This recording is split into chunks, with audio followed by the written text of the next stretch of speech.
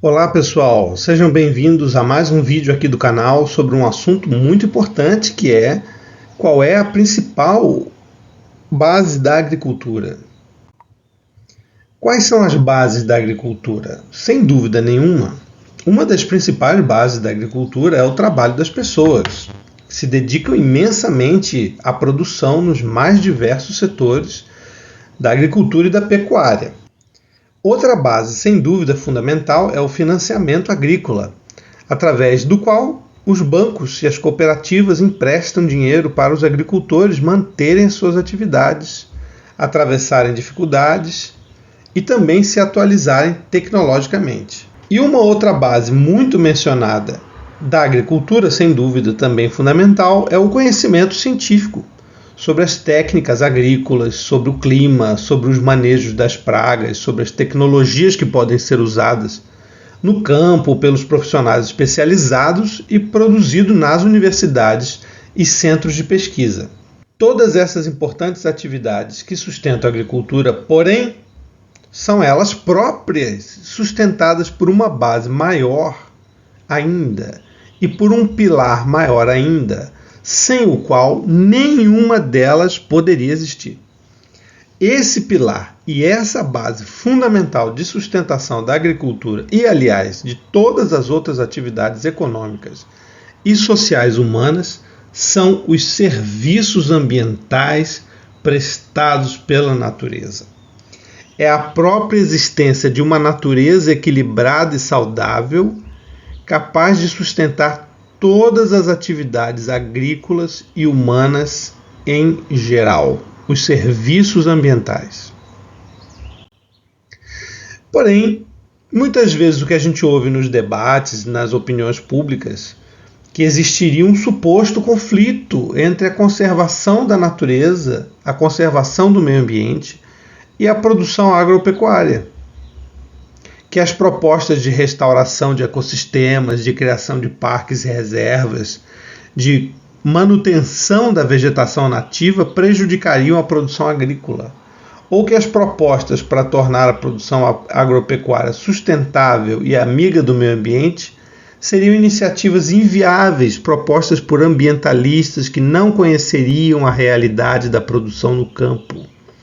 Nesse vídeo eu vou tentar contribuir para esse debate usando como base as evidências reunidas na ciência.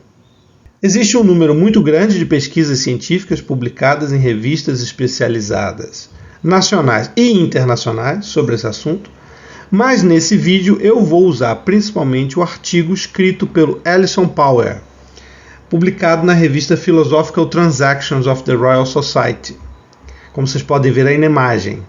A referência completa desse trabalho e também o link da internet de onde você pode baixar o trabalho estão na descrição do vídeo. Existem muitos outros artigos também que confirmam esses resultados, tá? Se vocês fizerem uma busca, vocês vão encontrar com facilidade, mas essa é uma boa revisão, é um clássico, então vou me basear nele. Os serviços ambientais são o quê? Brevemente, são todos aqueles serviços que a natureza presta para o ser humano. Esses podem ser bens que nós colhemos, como a madeira, o pescado, podem ser serviços como a purificação da água e do ar, e até a própria autorregulação da natureza, como a polinização, a dispersão de sementes pelos animais e o equilíbrio do clima no planeta. Tudo isso são serviços ambientais ou serviços ecossistêmicos.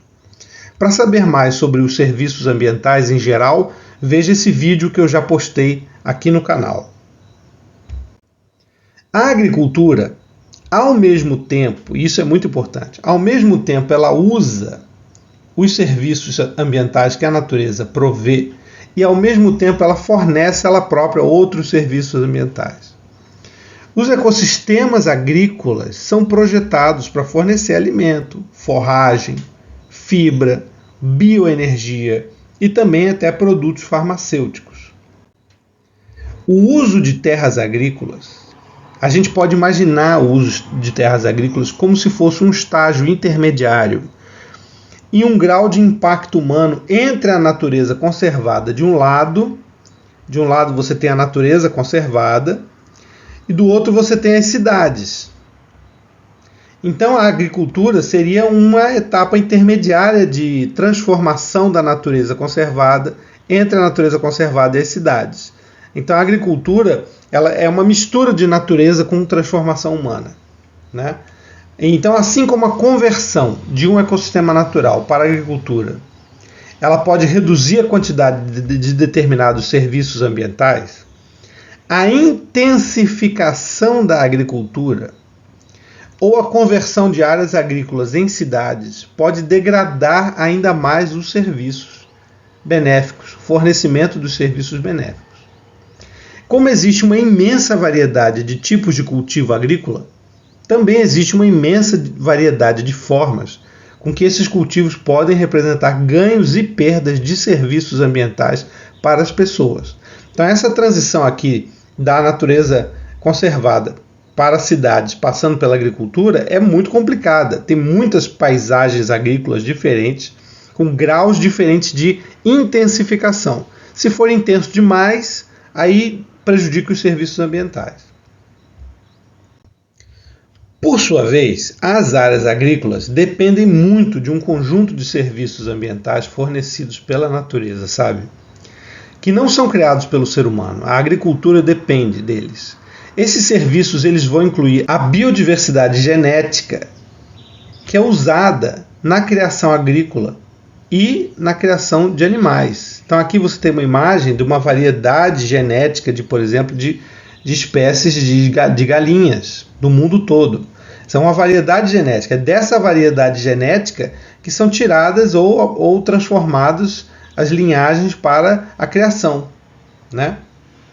Também você tem a formação e a estrutura do solo, a fertilidade do solo, o ciclo de nutrientes do solo, tá?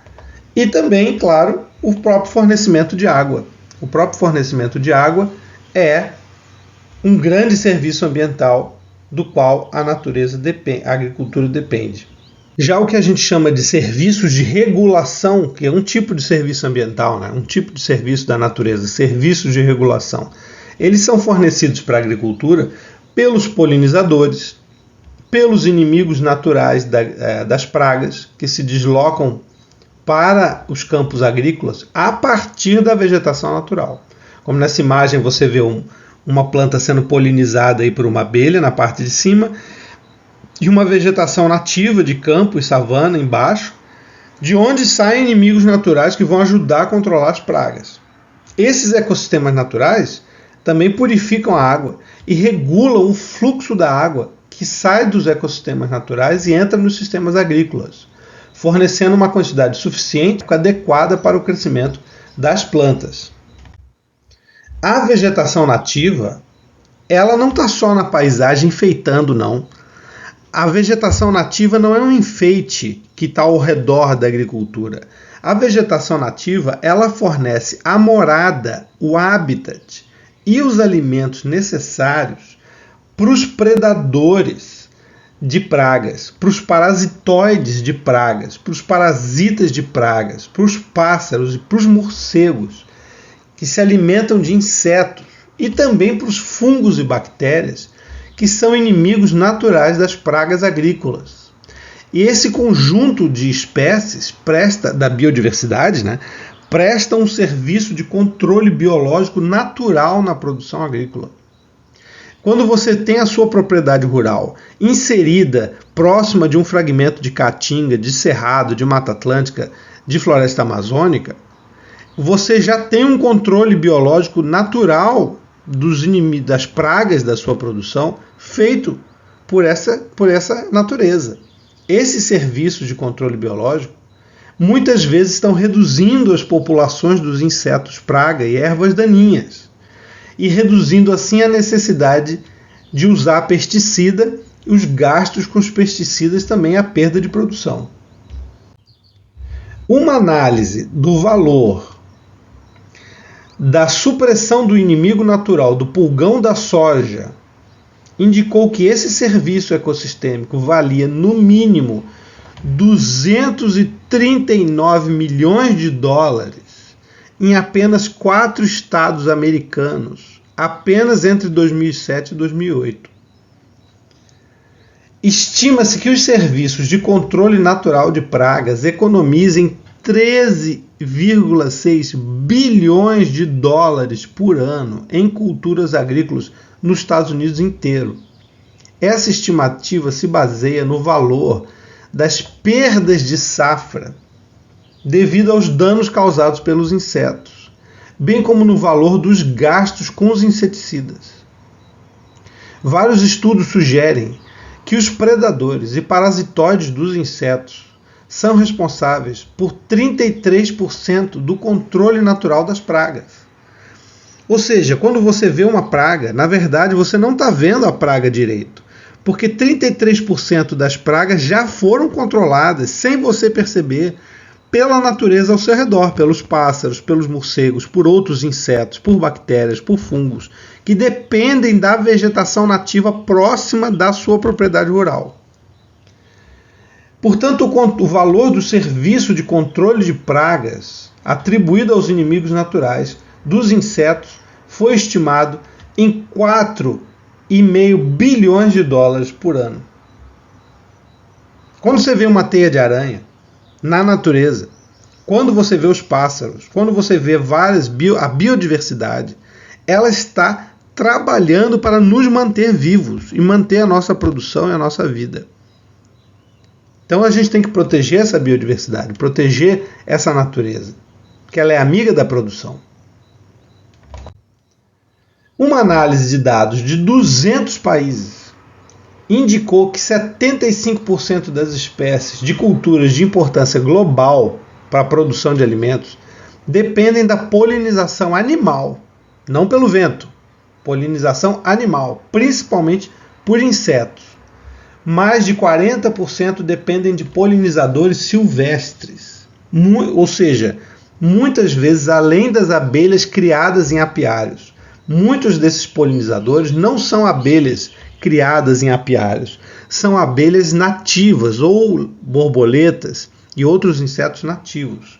E mais ou menos 35 a 40% do volume total da produção de alimentos vem de culturas de polinização animal, tá? Lembrando que a produção de cereais normalmente não depende da polinização animal. Estou falando aqui da produção não de cereais. Tá? Culturas como café, cacau, chá, nozes, frutas e óleos comestíveis são particularmente vulneráveis à perda dos serviços de polinização. O impacto econômico da polinização por insetos na produção mundial de alimentos em 2005, nos 162 países membros da FAO, foi calculado em 153 bilhões de euros. Mas esses impactos podem variar muito de região para região, tá? Não estou dizendo que é igual em todas as regiões. Por exemplo, nos países da África Ocidental, a África Atlântica, eles produzem 56% dos produtos que são mais dependentes de polinizadores nativos, como por exemplo cacau. E a vulnerabilidade dessa região da África à perda de polinizadores foi estimada em 90% de vulnerabilidade. A perda dos serviços de polinização nessas culturas pode ter efeitos devastadores sobre as economias desses países no curto prazo e levar a uma reestruturação grande dos preços globais em um prazo mais longo. Uma perda completa de polinizadores causaria um déficit global de frutas, legumes, café, chocolate e outros produtos. Essas quedas na produção poderiam resultar em interrupções do mercado e também em deficiência de nutrientes, mesmo que a ingestão de calorias seja suficiente, ou seja, mesmo que as pessoas estejam consumindo uma quantidade de calorias suficiente, elas ainda assim vão ter deficiência de nutrientes e vitaminas, porque esses alimentos são importantes para completar uma dieta saudável. A agricultura é responsável por cerca de 70% do uso global de água. 70% do uso global de água. A vegetação nativa pode regular como essa água é captada, como ela se infiltra, como o solo retém a água e como ela vai fluindo através do solo em toda a paisagem. A vegetação nativa tem um papel central no controle do fluxo de água, porque protege o solo e produz uma camada de folhas mortas. A água se infiltra mais nos solos das florestas e cerrados do que em solos descobertos. E as florestas tendem a reduzir os picos de fluxo de água em enchente, mantendo um fluxo normal de água pelo solo. Espécies de árvore e arbusto nativos, com raízes profundas, aumentam a quantidade de água e nutrientes que estão disponíveis para as outras espécies no ecossistema. E também as taxas de erosão, perda de solo, geralmente são mais baixas, o que resulta em boa qualidade da água. Tá? Já as florestas plantadas, geralmente de pinos e eucalipto de crescimento rápido, podem ser uma exceção nesse panorama. Elas podem ajudar a regular a recarga do lençol freático, mas elas também reduzem o fluxo dos córregos e podem salinizar ou acidificar alguns solos. Tá? Só para deixar claro que as florestas plantadas já não cumprem as mesmas funções ecossistêmicas de proteção da água e controle da água que a vegetação nativa. Embora o fornecimento de água para a agricultura por meio da irrigação seja indispensável em algumas áreas, 80% do uso de água na agricultura vem da chuva armazenada na umidade do solo. O solo não é só a base do enraizamento das plantas. O solo, ele é um reservatório de água da chuva. O armazenamento da água no solo é regulado pela cobertura vegetal, pela matéria orgânica do solo e pela comunidade viva de bactérias, fungos, minhocas e outros animais do solo. Essa vida, essa biodiversidade regula o armazenamento de água no solo. O aprisionamento de sedimentos e a erosão são controlados pela arquitetura das plantas na superfície do solo ou pelas raízes, na quantidade de foliço e na taxa de decomposição desse foliço. Os invertebrados que se movem entre o solo e o foliço influenciam o movimento da água e a infiltração e o escoamento, porque esses animais do solo, eles criam milhões de microcanais por onde a água passa mais fácil, entendeu? Esses processos do solo são serviços ecossistêmicos que a natureza está provendo para a agricultura. As práticas de manejo rural da água podem ajudar muito a evitar a falta de água diante do aquecimento do nosso planeta. Por exemplo, modificar o regime da lavoura, modificar a cobertura de matéria orgânica, pode reduzir a evaporação da água do solo em 35% a 50%. A coleta de água da chuva e o armazenamento em lagoas, diques ou represas podem permitir que os agricultores redirecionem a água para as plantações durante os períodos de falta de água, de seca, recuperando até 50% da água que é normalmente perdida. Tá? Um ganho de retenção de água de apenas 25%, diminuindo a evaporação de água no solo e coletando água da chuva, foi calculado que a produção agrícola global poderia ser aumentada em quase 20%. Tá? Esse valor é parecido com a contribuição da própria irrigação. Tá? Então, o manejo adequado da água na sua propriedade rural pode neutralizar os efeitos da seca e aumentar a produção tanto quanto a própria irrigação em alguns momentos. A estrutura e a fertilidade do solo são outros serviços que a natureza presta. Tá? Solos bem arejados, com matéria orgânica abundante, são fundamentais para fornecer os nutrientes para os plantios e também para reter água. Os poros do solo, a agregação do solo e a decomposição da matéria orgânica são influenciadas pelas atividades das bactérias, dos fungos e da fauna do solo, como minhoca, cupim e outros animais do solo. Tá? Os micro-organismos promovem a liberação do nutriente por meio da decomposição dos detritos e resíduos vegetais e por meio também da fixação do nitrogênio do ar. Os micro-organismos da biodiversidade do solo fixam o nitrogênio do ar muitas vezes. Tá? É outro serviço que a natureza presta para a agricultura. O manejo agrícola, que degrada a estrutura do solo e que degrada as comunidades microbianas do solo. Por exemplo, a aragem mecânica, a gradagem, o próprio cultivo e a colheita, dependendo do caso. Então põe a perder serviços ecossistêmicos preciosos. Porém, práticas de manejo também podem proteger o solo e reduzir a erosão e o escoamento superficial. O plantio direto e outras medidas de conservação do solo podem manter a fertilidade do solo e diminuir a perda de nutrientes.